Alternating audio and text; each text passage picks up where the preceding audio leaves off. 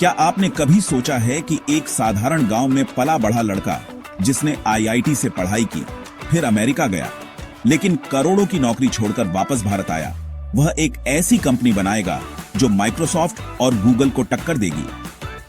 जी हां, हम बात कर रहे हैं श्रीधर वेम्बू की, जो न सिर्फ ज़ोओहो के फाउंडर हैं, बल्कि एक ऐसी सोच के प्रतीक हैं जो साबित करती है कि सफलता का मतलब सिर्फ विदेश में नौकरी नहीं, बल्कि देश में बदलाव लाना भी है।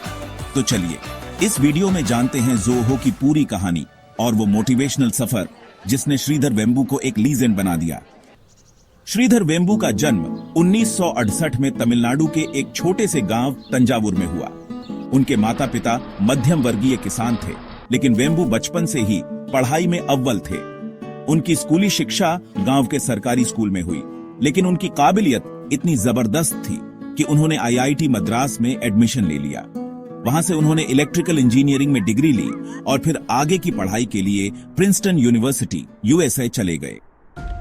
श्रीधर वेम्बू ने अपनी पढ़ाई पूरी करने के बाद अमेरिका में एक सफल टेक्नोलॉजी कंसल्टेंट के तौर पर काम किया। वो चाहे तो लाखों करोड़ों की नौकरी कर सकते थे, लेकिन उनकी सोच अलग थी। 1996 में उन्होंने अपने भाई कुमार वेम्बू और कुछ दोस्तों के साथ मिलकर एक छोटी सी कंपनी शुरू की, जिसका नाम था एडवेंट नेट इंक। शुरू में यह कंपनी नेटवर्क मैनेजमेंट सॉफ्टवेयर बनाती थी और जापान की कुछ कंपनियों को बेचती थी। लेकिन असली टर्निंग पॉइंट तब आया जब उन्होंने महसूस किया कि छोटे बिजनेस के लिए क्लाउड बेस्ड सॉफ्टवेयर की बहुत जरूरत है। तब उन्होंने फैसला किया कि वे कुछ ऐसा बनाएंगे जो दुनिया के छोटे और मझोले कारोबारों की मदद करेगा। 2005 में कंपनी ने ज़ोओहो राइटर नाम का एक सॉफ्टवेयर लॉन्च किया, जो माइक्रोसॉफ्ट वर्ड का क्लाउड बेस्ड अल्टरनेटिव था।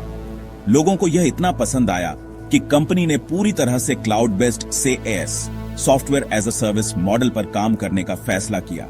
2009 में उन्होंने अपनी कंपनी का नाम बदलकर ज़ोओहो कॉर्पोरेशन रख दिया और बिजनेस सॉफ्टवेयर बनाने में फोकस कर लिया।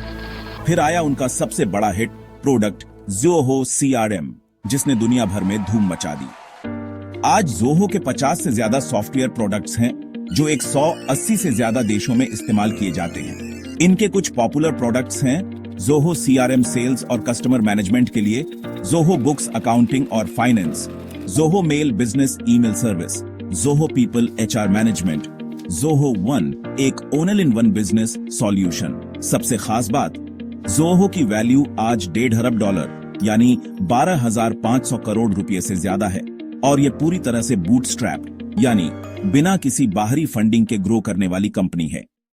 सिर्फ कंपनी बनाना ही सफलता नहीं होती, असली जीत तब होती है जब आप समाज को कुछ वापस देते हैं। श्रीधर वेम्बू ने करोड़ों की लाइफस्टाइल छोड़कर भारत लौटने का फैसला किया। वो तमिलनाडु के तेनकासी गांव में रहने लगे, जहां उन्होंने ज़ोओहो के लिए एक रूरल कैंपस खोला ताकि गांव के बच्चों को हाई लेवल टेक्नोलॉजी की शिक्षा मिल सके। उनका मानना है कि इनोवेशन सिर्फ बड़े शहरों में नहीं, गांवों में भी हो सकता है। वो देश भर में ऐसी ही और टेक्नोलॉजी हब बनाना चाहते हैं, जहां से आने वाले कल के इनोवेटर्स तैयार होंगे। श्रीधर वेम्बू की कहानी हमें 3 सबसे जरूरी बातें सिखाती है। 1. सफलता सिर्फ पैसा कमाने में नहीं, कुछ नया बनाने में है। 2. बड़े सपने देखो, लेकिन जड़ों से जुड़े रहो। 3. जो कुछ सीखो उसे समाज के साथ बांटो।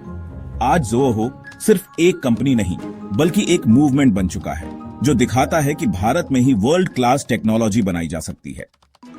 अगर आपको यह कहानी प्रेरणादायक लगी हो, तो इस वीडियो को लाइक करें, अपने दोस्तों के साथ शेयर करें और चैनल को सब्सक्राइब करें, ताकि हम ऐसे ही और मोटिवेशनल कंटेंट आपके लिए लाते रहें। याद रखिए, असली सफलता सिर्फ अपने लिए नहीं, बल्कि दूसरों की जिंदगी बदलने में है। मिलते हैं अगले वीडियो में, तब तक के लिए जय हिंद।